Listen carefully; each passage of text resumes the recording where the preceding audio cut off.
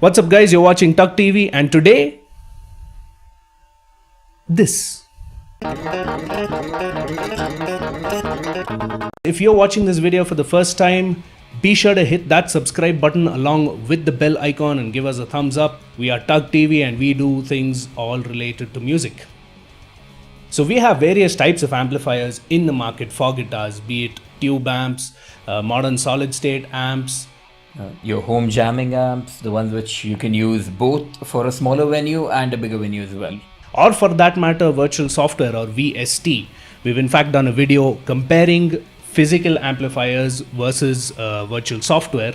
The shootout is there and there's a link to it in the description, so be sure to check that out. So each of the reputed amp makers ensure the factor that you have smaller amps that you can use at your home. These amp makers are also very reputed brands. We got the likes of Marshall, Blackstar, Orange. There's no shortage of big names. Essentially, a solid state mini amp or practice amp is something that gives you the true feel of having a physical amplifier in a very small form factor, something that you can fit into your room, and they're not expensive. So, it's not something that burns your pocket. Speaking of form factors, there is also a robust market of microamps, which are essentially in a tinier form factor than the mini amp and are built for portability. So, they come with a few bells and whistles, like the ability to run on a battery for that matter. Plus, keeping them on your pedestal or your workbench actually makes it look good. Yeah, absolutely. These things are built for on-the-go music. Today we are here to answer the question, do they actually serve a purpose or are they just novelty items which are being pushed into the market? So one such example of a microamp is this. This is the Orange Microcrush. We got this in the used market for less than dinner for two. Literally less than 2,000. It was somewhere around $1,500. Yeah, so that's, and in terms of form factor, this is pretty much it. You can carry it in one hand.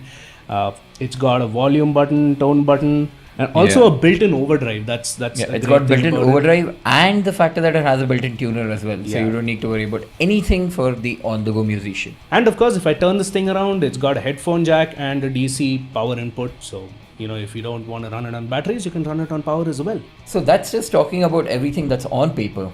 Let's just hear how it actually sounds. Make sure you're checking it out on a good set of headphones or speakers.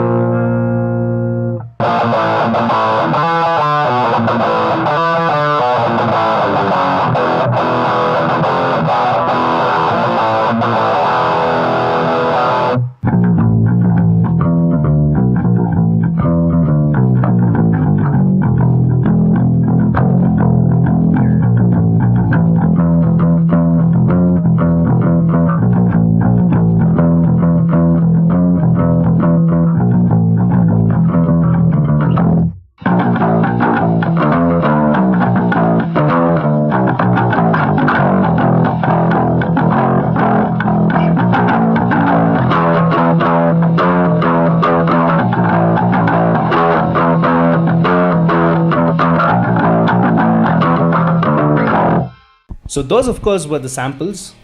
We sort of recorded them through various stages, you can say. And there were some features that stood out and which didn't. Yeah. So coming to usability, I think this is one of the amps that every musician should have because they can take it around wherever they want, keep it on a campfire or just sit in your hall and practice. Yeah, absolutely. So this is like the best use for it. Yeah, I mean, let's face it, the obvious pros are the fact that it is an extremely small and portable form factor. Really doesn't get better than that. Also that it works on a single 9-volt battery. So coming down to what it actually sounds like, of course, pretty decent in terms of the cleans. Built-in overdrive is a big plus point. But when it comes to that point, I have to admit that the built-in overdrive isn't the strongest point of this amp. Exactly, and this isn't something that you can actually play a lot of like metal, because it's not a distortion, it's not overdrive at the end of the day. Yeah, I mean, at the end of the day, it is a small practice. I mean, look at the size of this thing, and it's only about 3 watts. There's only that much juice that it has.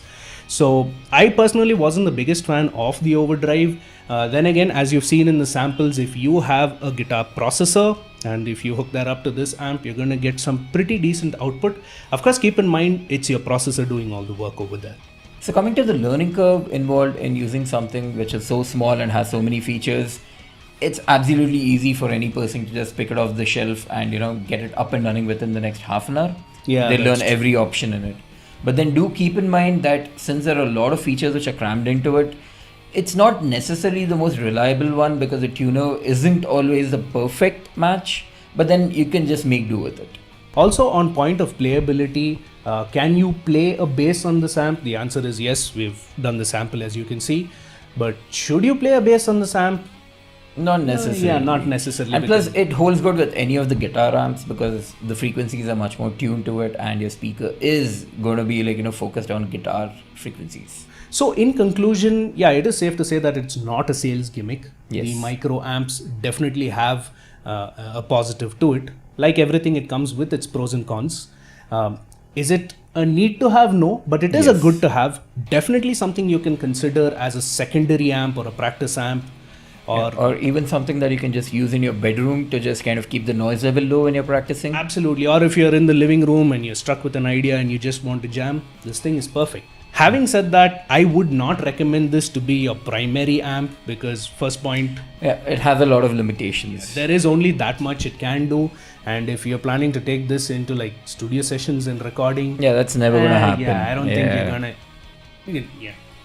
Of course, we picked this up from the used market, so this is the first generation of this amp. It's the Microcrush. Yeah, so there is a second generation also which is out.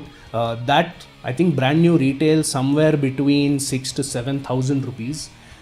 So when it comes down to actual finances, it is cheap. But then again, if you're gonna be planning your primary amp for that amount of money, you have some options, or you definitely we'd recommend that you put in some more money and go in for something like a Blackstar ID Core 20. Yeah, like the one which we had the video of before. Absolutely. Link. That is a great amp, and if you haven't checked that out, be sure to check it out. A lot of people, or rather a lot of companies, have these microamps along with them, and in the ones which we tried out, the orange was the best of them for both looks and the validity of using it. Yeah, I think it ticks all boxes. It definitely looks good. It's equally portable. There are some options also in the market which will appear to be more portable than this, but then they probably don't match up to the sound. So what's your opinion on these microamps? Do you own one?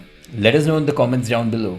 Be sure to give this video a thumbs up if you like what you see, and subscribe to us. Hit that bell icon for more content. This is TUGGtv signing off. Until then, stay metal.